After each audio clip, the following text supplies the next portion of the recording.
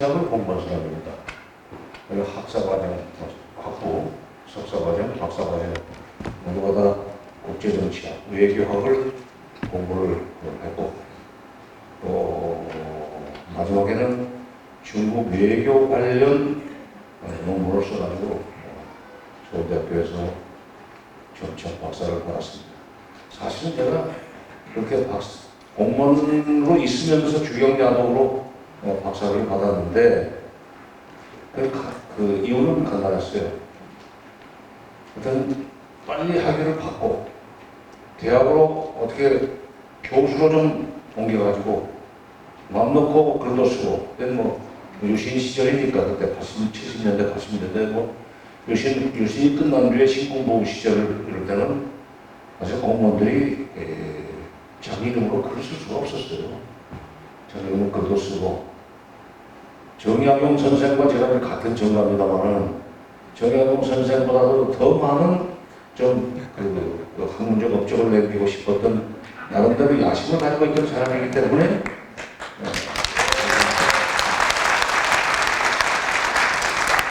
그런지 학교가 한번만 이렇게 계산으로 공부하고 있으면서도 학술 논문을 많이 썼습니다. 그러다 보니까 이게 이제 소위 이론과 현장에서 이루어면서 이론적인 공부도 계속하는 바람에 좀 학자들이 보지 못하는 소위 큰 틀에서의 국제정치 움직임 이것을 좀 상대적으로 더 잘 볼 수 있지 않을까 합니다. 또 학자들은 책상에서 공부만 하지만 현장 경험이 없기 때문에 그들이 잘 모르는 미세한 디테일을 교수들은 디테일을 잘 모릅니다. 그래서 그런 걸 겸비를 한다고 저는 지금 농담대로 작업을 합니다만 그렇다면은 제가 가진 그런 전문성은 어떻게 보면은 국민들이 낸 세금으로 받은 주는 봉급을 받으면서 쌓인 전문성이기 때문에 공공재라고 생각을 합니다. 그래서 이런데 보면 와서 얘기를 하는 것이 도리라고 생각을 해서 송기호 보안관님이 또 어디서 이 책을 또 보셨는지 책 관련해서 와서 얘기를 좀 하라고 해서 도망 않고 불려왔습니다.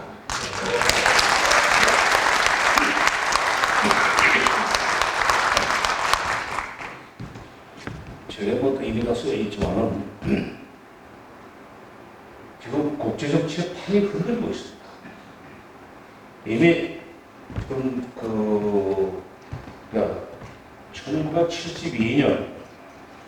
1972년 미국의 닉슨 대통령을 모시고 중국을 찾아가서 닉슨 대통령과 모택동이 만나도록 했던 헨리 키신저 박사 1923년생이기 때문에 지금 101살입니다. 지금도 건강합니다.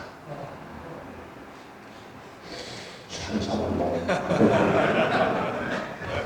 근데 그 키신저 박사가 60년대 말 70년대 초 닉슨 대통령이 대통령에 당선된 것이 1969년인데 월남전쟁을 마무리 짓고 그리고 그 다음에 미군 철수를 시키고 그리고 한참 미소가 소위 범상권에서 주도권을 놓고 다투는 그 시기에 닉슨 대통령을 모시고 중국에 들어가서 모택동을 만나고 주울레 총리와 회담을 하도록 만들어 보내서 범상권은 두 쪽이 났습니다.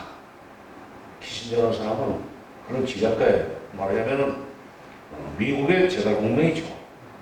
그 키신저 박사가 나름대로 중국에 대해서는 전문성이 있어요. 원래는 그 사람이 유대인이고 독일에서 살다가 나치 때문에 이제 비심성 이민을 와가지고 하버드 대학을 졸업하고 하버드 대학 교수로 있다가 닉슨 대통령의 국가안보보장관, 즉 NSC를 거쳐서 국무장관 했던 사람인데 그 사람은 교수 출신이면서도 굉장히 디테일이 강한 그런 학자였었습니다. 그 사람이 2010년에 책을 하나 썼어요. On China. On China 하면은 중국 위해서가 아니라 오이라는 전치사는 뭐뭐에 대하여라는 어떤 뜻이 있으니까 중국에 대하여 그런 뭐 about China 이런 식으로 되죠. 거기에서 중국은 지금 라이징 컨트리 상승세를 타는 국가고 미국은 디클라이닝 컨트리가 되고 있다. 지금 쇠퇴하고 있다. 앞으로 중국이 시간이 지나면은 경제력이 커져가지고 인구가 워낙에 15억씩이나 되고 그러니까 인구가 크면은 소비도 많이 하지만 생산도 많이 하는 관계로 많이 만들어도 많이 수출하면 돈 버는 거 아닙니까? 이미 그리고 중국은 사회주의라는 간판은 걸고 있지만 실질적으로 1978년부터 시장경제 원리를 받아들여가지고 사실상 자본주의화 되어가고 있는 바람에 그러면서 많은 인구를 활용해가지고 빠른 속도로 경제력이 커지고 있고 이것이 나중에 미국을 능가할 수 있는 가능성이 있다. 이미 얘기를 했어요. 그러면서 중국이 만약 국력이 커져서 미국 못지않은 국력을 가지게 될 경우에 그들은 과거 진시황 이후 한당 이래 명청조말 청나라말 1840년에 아편전쟁에서 져가지고 그 조그마한 연구원에 무릎을 꿇은 이후에 중국은 서양 여러 나라한테 무지무지하게 짓밟히지 않았습니까? 상해에 가보시면 아시겠지만 상해는 영국, 미국, 독일, 무슨 뭐 프랑스, 심지어 벨기에, 네덜란드, 벨기에가 진짜 코딱지가 하는 나라 아닙니까? 서양은 러시아, 서양 여러 나라가 와가지고 전부 다 돈 몇 푼 주고 조개라고 해서 조차지라고 해서 완전히 치위복권지대를 만들었던 그런 시절이 있습니다. 상해는 그런 거 아니에요. 뭐 바닷가에 뭐 연타에 친다고 다 그런 식으로 해서 그걸 중국에서는 반식민지라고 부릅니다. 조선은 완전 식민지였었지만 중국은 반식민지 역사를 가지고 있습니다. 그러니까 1840년 이후에 정말로 참 서양 세력한테 그 굴복을 하면서 살았던 시절의 그 수치심 이것을 되갚으려고 할 것이다. 그들은 한때 천하로 걸어했던 나라다. 중국이라는 이름부터가 하늘아래 중심이라는 뜻 아닙니까? 영어로는 미들 킹덤 언더 헤븐 하늘아래 중심이니까 미들 킹덤. 자, 그런 중국을 미국이 찍어 누르려고 해서는 안 되고 적절하게 미국과 중국이 공존할 수 있는 방안을 찾아야 된다라고 얘기했습니다. 근데 키신더 박사는 특별해요. 미국 사람이면서도 아주 미국에 대해서 아주 객관적으로 얘기합니다. 뭐 아우 칸츄리 마이 칸츄리 그런 말 안 씁니다. 이민자여서 그런지 모르지만 그냥 USA 또는 아메리카 아주 객관적으로 얘기해요. 남말하듯이 해요.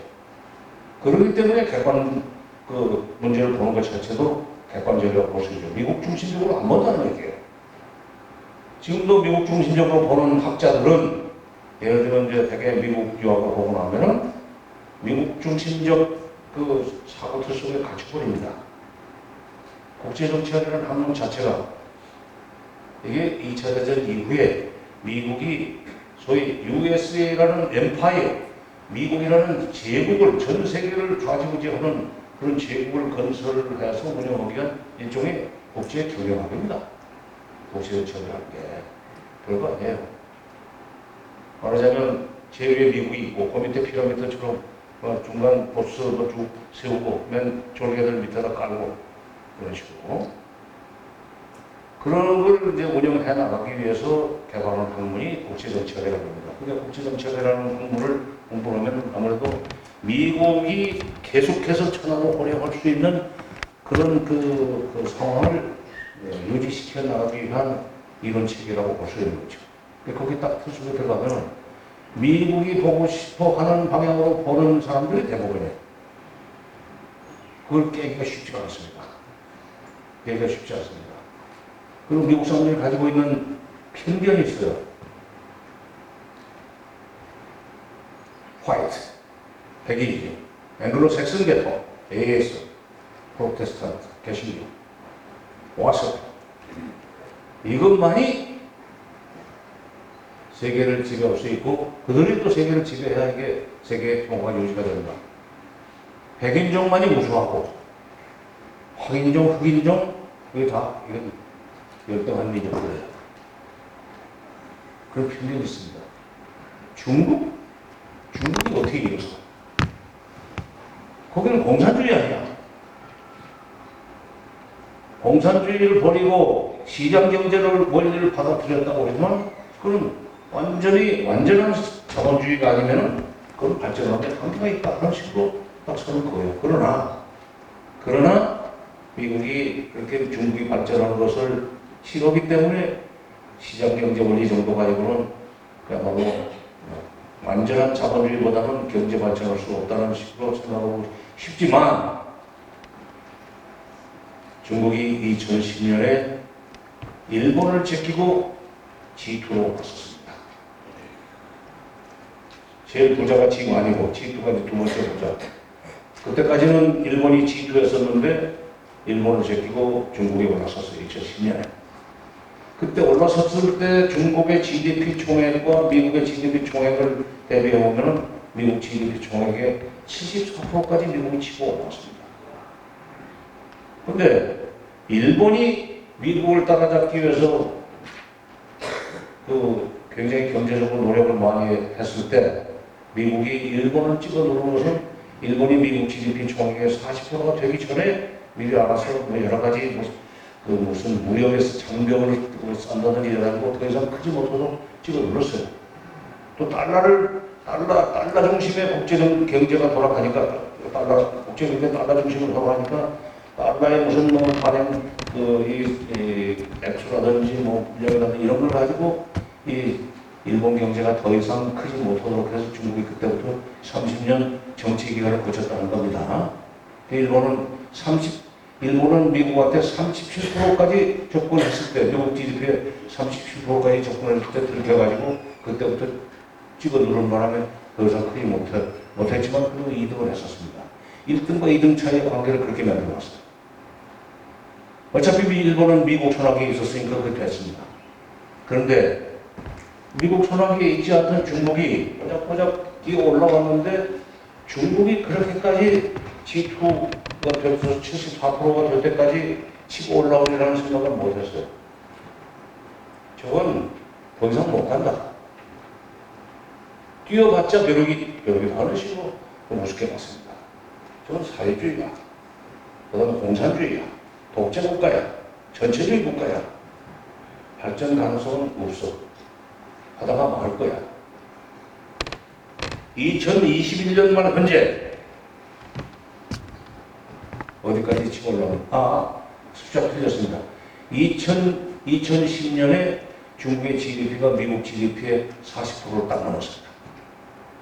그리고 2021년 말 현재, 제가 22년 작년 말 현재 IMF에서 계산한 것을 아직 좀 확보를 못했는데 2021년 말 현재 중국 GDP가 미국 GDP 총액의 74%까지 치고 올라왔습니다.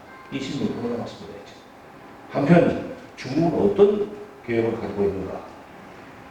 중국한테는 양계 백년론이라는 게 있습니다. 두 가지의 백년론이라는 게 있습니다. 첫 번째 백년론, 중국 공산당이 창립된 1921년으로부터 100년이 되는 2021년에는 1인당 소득 1만 달러를 달성함으로 해서 1만 달러가 되면은 되게 빈부의 격차가 있고 돈의 격차가 있지만 그래도 사람들이 춥고 배고픈 단계를 지낸다. 그래서 중국에서 그걸 중국적인 용어로 소강사회라고 해요. 소강사회.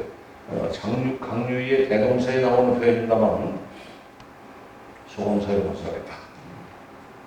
근데 2021년에 드디어 그들 계획대로 1만 달러를 설정을 하겠습니다. 그러자 김정은이가 바로 축하 전문을 보냈어요. 그래서 시진핑이가 나는 앞으로 우리 중국 인민들과 조선 내 인민들을 위해서 할 수 있는 일을 하겠다는 식으로, 그러니까 너희들이 어려우면 경제로 도와줄 수 있다 하는 식의 얘기를 약속을 했어요. 자, 두 번째 백년론은 무엇인가? 중화인민공화국 수립을 선포한 것이 1949년 10월 1일입니다. 중화인민공화국이 지구상에 나타난 그 1949년으로부터 100년이 되는 2049년에는 미국 GDP가 중국의 GDP가 미국 GDP를 능가하도록 만듭니다. 지금 2021년 말 현재 미국 GDP에서 74%까지 치고 올라왔으면 이제 26%만 더 치고 올라가면 처음에 40%에서 지금 2010년에 40%가 됐고 21년에 11년 만에 그렇게 34%가 증대했으면 남은 26%를 마저 키워가지고 미국만큼 되든지 미국보다 앞서는 것은 GDP 총액이 앞서는 것은 그것은 뭐 어려운 일이 아니죠.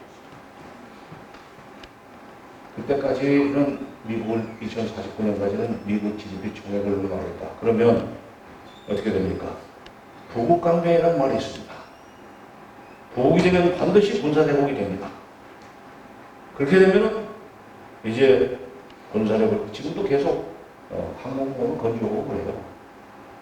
대륙까지만은 미국이라는 나라가 2차 대전 이후에 이쪽 태평양 이쪽에서 완전히 지휘세상인 것처럼 발개를 치고 무슨 한국, 일본 뭐 이런 걸 자기 휘하에 놓고 또 호주까지 자기 휘하에 놓고 마음대로 여기서 좌지우지하려고 하는 그것을 두 번은 못 보겠다는 것이 중국의 입장입니다.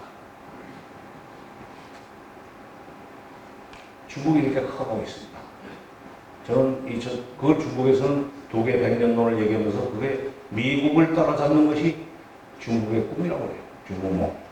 중국몽. 그 꿈은 점점 현실로 다가오고 있다고 저는 봅니다. 세상에 이제 많이 흔들고 있습니다. 어제 시진핑이 러시아 가서 푸틴하고 만났습니다. 그러기 전에 그러기 전에 사우디아라비아의 실권자하고 이란의 실권자를 베이징으로 불렀어요.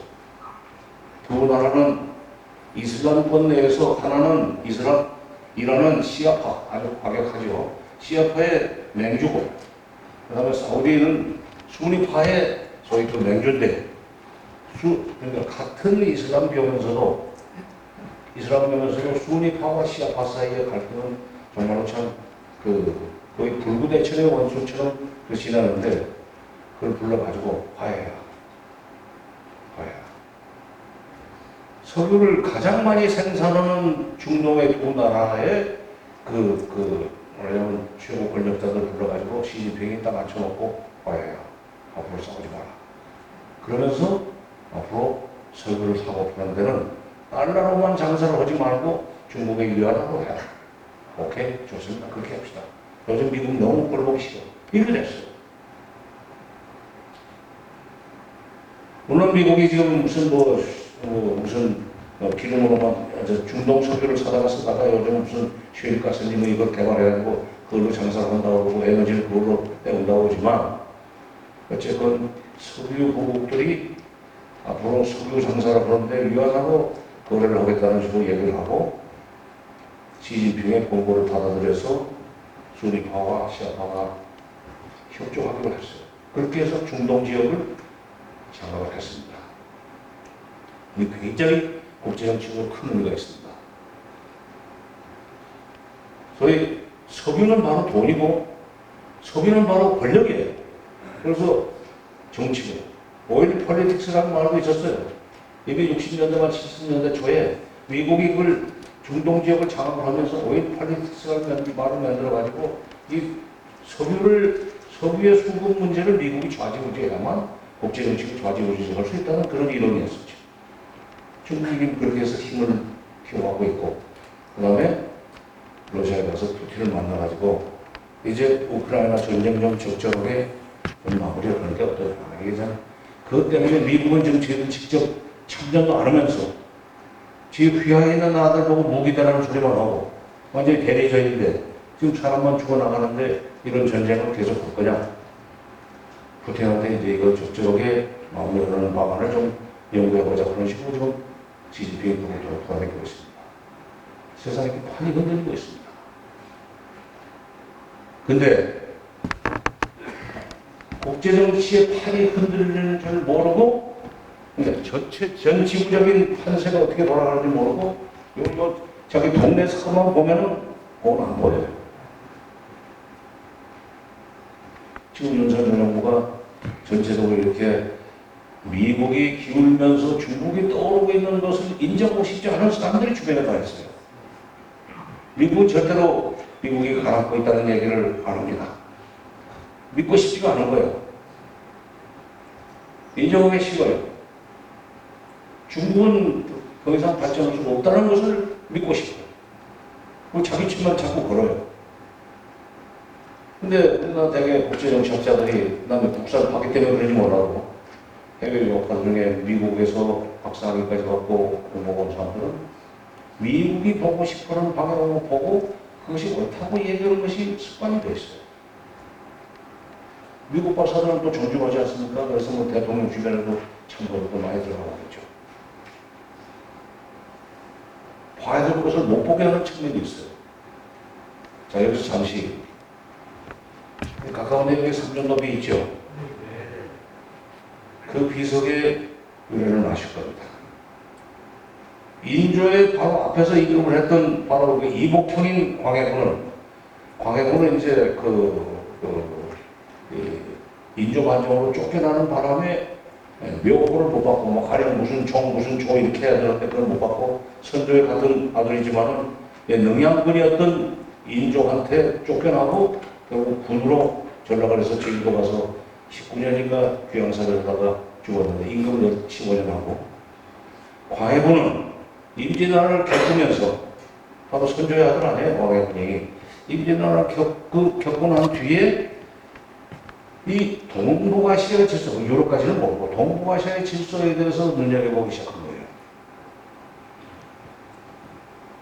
소위 양자강이남에 그 뿌리를 두고 있던 명나라가 이제 북경까지 진출을 했지만은 명나라는 이미 기울기 시작하고 있는데 만주 쪽에서 나중에 청나라가 된 여진족들의 나라인 후금이 떠오르고 있는 것을 봅니다. 그것은 간단한 일이 아니다. 말하자면 명나라는 디크라인의 간추리가 되고 있고 지금 후금이 라이징 간추리가 되고 있다. 그렇다면은 임진왜란 때 명나라가 도와줘서 뭐 우리가 죽을 뻔했는데 살아났다고 그래서 명나라가 도와줬다고 하는 거니까 제조지은 다시 만들어준 제자라고 하는 건 뭐라고 합니까? 그 다음에 조자는 만들 제자, 그 다음에 진짜에 은혜문자, 제조지의 네 글자를 가지고 하여튼 명한테 뭐든지 물어봐야 된다는 게 조선조의 일종의 국제 질서관이었었어요. 정치관이고 철학이었고. 천문이라는 영화 보셨는지 모르지만 한석규가 세종으로 나오는 천문이라는 영화에 보면은 세종이 해시계를 만들고 물시계를 만들고 한글을 창제한다고 할 때 신하들은 막 반대합니다. 이 명나라는 명나라한테 물어봐야 된다. 명나라는 큰일 난다. 이걸 그렇게 명나라 모르게 하다가 어쩌려고 이랬습니까? 전하 이러지 말고 사람을 보내서라도 지금 명나라한테 허락을 받고 일을 해야 된다 하시고 얘기를 하니까 약간 드라마틱하게 만들었겠지만 세종이 그러죠. 너희는 조선의 신하냐 명나라의 신하냐 하시고 웃지는 장면이 있습니다. 바로 그거예요. 광해군은 명나라를 기울고 있다. 저 만주 쪽에서 일어나고 있는 여진족이 세운 후금이라는 것이 지금 간단치 않다. 장차 저기 중국까지도 다 먹을 수 있다. 그렇다면 그동안의 조선과 명나라 사이의 관계는 그대로 유지하면서 새로 일어나는 청나라의 관계도 적절하게 좀 맞아서 등거리 외교로 어떻게 꾸려나가야 되는 거 아니냐. 그래야 호감이 없을 것이다. 그런 외교를 했습니다. 교육도 하고. 그리고 혈통상으로 보면 우리가 여진족이라서 무시했지만 그게 다 신라의 후손들이고 그 사람들이 나중에 금이라는 이름을 나라 이름을 씁니다. 후금. 그 앞에서 또 고려때도 금나라가 있었잖아요. 그게 신라 김씨의 후손이라는 뜻의 금이에요. 그게 금이 많이 나서의 금나라라고 한 게 아니에요.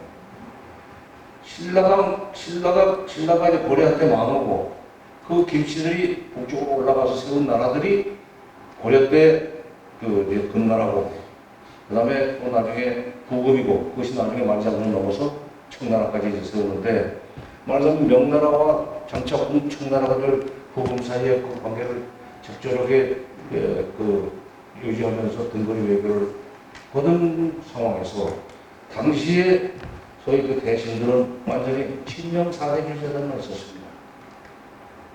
요즘 식으로 한다면 친미 사대주의자들만 있는 거예요. 어떻게 감히 저 오랑캐를 명나라하고 똑같이 대접을 합니까? 이건 안 된다. 임진왜란 때 우리가 죽을 뻔했는데 그 명나라에서 이런 제조기근을 갚아야 될 상대인 명나라를 이렇게 대접하면 안 된다 하면서 결국은 안 되겠다 이거. 15년이나 임금을 했는데 도저히 안 되겠다. 근데 이제 어떤 일이 있으면 참 광해군이 그렇게 임금을 하면서 결국 그때까지 선조 때부터 사색 당쟁이 시작하는 거 아닙니까? 당쟁이. 남인들이 세력을 잡았었어요. 나중에 이제 뺏기지만. 그 사람들이 권력을 잡고 있는데 그 사람들이 남인들이 세력을 잡고 있으면서 그 권력을 유지하는 명분은 친명 사대만이 조선에 살 길이다. 명나라를 등지는 것은 이건 결국 국가가 사는 길이지 모르지만 우리 권력 기반이 없어진다 하는 그런 생각을 가지고 있었기 때문에 저거 없애자. 그래서 이복 동생의 등양군을 임금으로 모시려고 반정을 일으켜가지고 이른바 인조반정입니다. 인조반정을 일으켜서 광해군을 끌어내고 이제 그 귀양 보냈는데 한편에 인조는 갑자기 임금이 됐지만 친명사대를 원칙으로 해서 수립된 정권이기 때문에 청나라와의 관계는 부군과의 관계는 끊어버렸어요. 오로지 명나라만 섬겨야 된다는 식으로 정치를 했습니다. 그럼에도 불구하고 점점 힘을 키운 부금은 이제 드디어 만주 벌판에서 지금 심야까지 내려와서 그걸 수도로 삼았습니다. 그러고는 정면에 쳐들어왔습니다.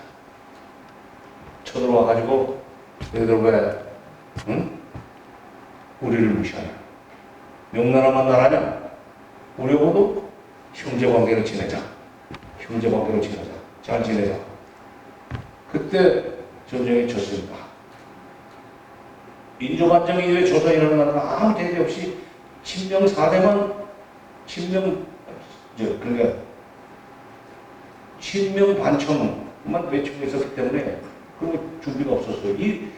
만약 위험한 일이 되면 명나라가 와서 도와줄 거다 하는 잘못된 생각을 하면서 놀고 있다가 정조훈련에서 허되게 당했어요. 그때 포로로 체포한 사람이 50만 명입니다. 그때 조선의 인구가 300만이나 됐을까요? 엄청나게 잡혀갔습니다. 나중에 병자호란 때도 엄청나게 잡혀갔습니다. 병자호란 얘기까지 할게요. 이 동네가 그 관련되어 있기 때문에. 그리고 지금 이 상황을 설명하는데 광해군의 외교와 인조의 외교가 지금 아주 비유하기 좋은 그런 설례입니다. 그 이제 형제관계로 지내기로 하고 갔어요.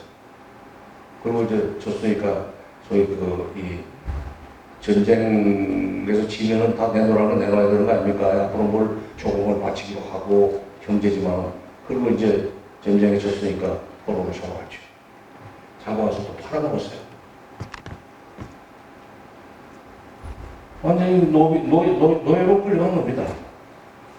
그것을 데려오려면 가서 돈을 주고 사와야 돼요. 거꾸로. 소환이라고 합니다. 잠깐. 그런데 그렇게 해서 일단 위기는 몸에 내놓고 약속을 안 지켰습니다. 9년 후에 다시 쳐들어온 것이 병자호란입니다. 임금이 강화도로 피신 갔다가 나중에 안 되게 생겼으니까 북쪽에서 내려오는데 왜 강화도로 올라가요? 서울에서. 아니 대륙에서 빌던 말 타고 놀던 사람들이니까 바다는 못 볼 것이다 하지만은 그 강화도 건너가는 것이 얼마나 거기 뿔밭이 있지만은 그것도 적더럽게 독일 같은 거 만들고 오면 얼마든지 건너갈 수 있다고 생각하니까 그리 도망가다가 다시 남한사선 들어갔어요. 그래서 49일이 거기서 버텼는데 이제 들어간 것이 아마 10일 마지막 됐거든요. 그래서 나중에 항복하면서 1월 내가 바뀌어서 그때는 음력이니까 다 1월 며칠만 자고만 이 삼전도비 있는데 내려와서 굴복을 했죠. 그때 이제 청나라가